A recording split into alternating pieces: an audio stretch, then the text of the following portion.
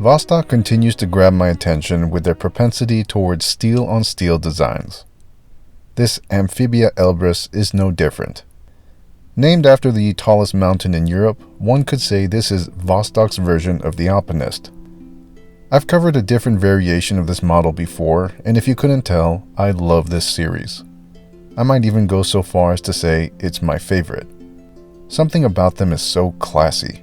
There's an unmistakable essence of Vostok, with an X factor that stands out in a way that isn't quantifiable, but present nonetheless. To be fair, on paper this is your run-of-the-mill Amazon special Vostok. And to be fair, there's nothing wrong with that.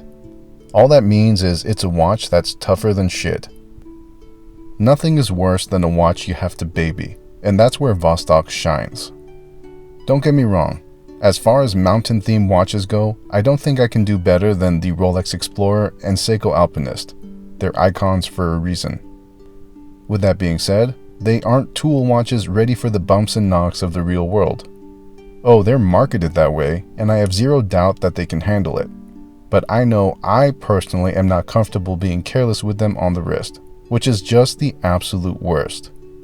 Of course, I can only speak for myself, but once you've been in this game long enough, you start to notice that most people are just cosplaying with their wannabe tool watches. Anyone saying they're not is probably cosplaying the hardest. With the Elbrus, there is no pretending. It's priced in the I don't give a fuck price range, finished properly for the occasion, and overall just has that material quality where there's no hesitation to toss it around carelessly. You might think you treat your luxury watches as beaters, but I promise you that it pales in comparison to all the dirty, degenerate things a Vostok can handle. On a superficial level, it's just a good-looking watch. Obviously, steel on steel is a superior design choice, and the white dial quite literally lightens the mood. The end result is this thing that's hardcore but with a touch of elegance. The hints of red from the logo and on the bezel do a good job of tying it all together. The fully loomed dial is also a cool feature. However, the glow doesn't last for too long, and this is one of the areas where Vostok can improve on. The bracelet is the typical stamped and folded steel I expect from the brand, and you either love it or hate it. I think it's one of those things you learn to love because it plays a big role in the whole daily beater mentality.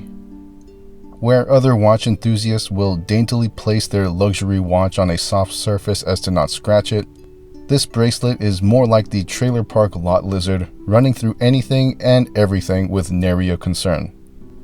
There's an endearing quality to that. It's something only men of culture can understand. Some may get offended, as most watch enthusiasts easily do, at the term beater. Rest assured that, at least on this channel, beater is a title reserved only for the best watches, meaning that you can truly wear and enjoy it to the maximum extent possible.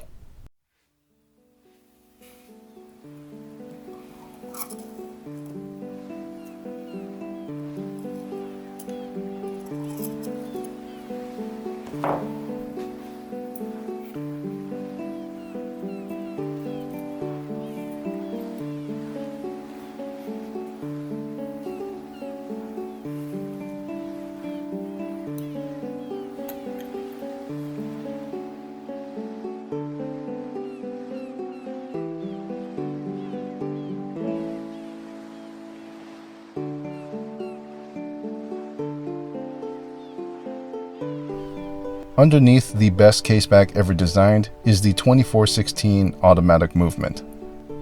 It may lack refined precision, but it more than makes up for it in its robust construction. It's a movement that refuses to die so long as you know how to operate it properly, which is roughly and fully wound. Sometimes you'll get a batch of slightly faster or slightly slower watches and you just gotta get out and break it in. These are not meant for desk divers or basement dwellers.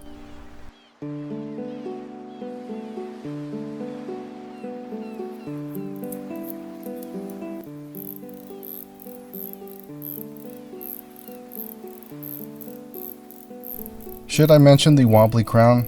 I've made so many videos on Vostok and I've addressed it every single time. But I also have to consider that it might be your first time ever coming across my channel and you simply don't know about them. So the bottom line is, it feels like shit only if you weren't expecting it to be wobbly.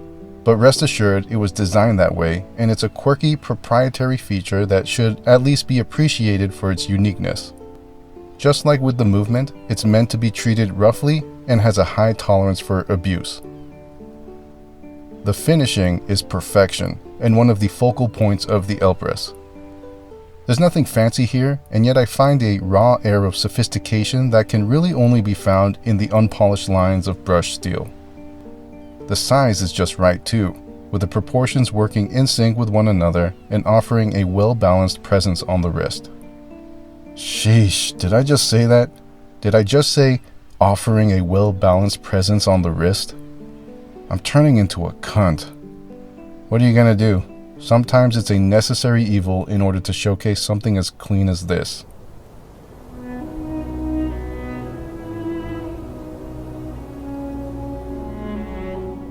I don't like all Vostok watches, but when they get something right, god damn do they get it right.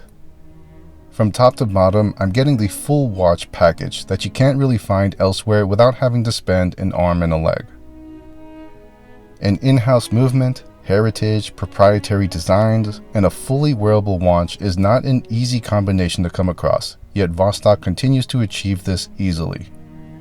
Yes, there will be those who judge and minimize. I understand. I too used to be that way. But it all stems from insecurity rather than from any objective truth. The truth is that this watch offers a top-tier experience. This watch is for the boys. That is all. Stay classy. I sure as hell won't.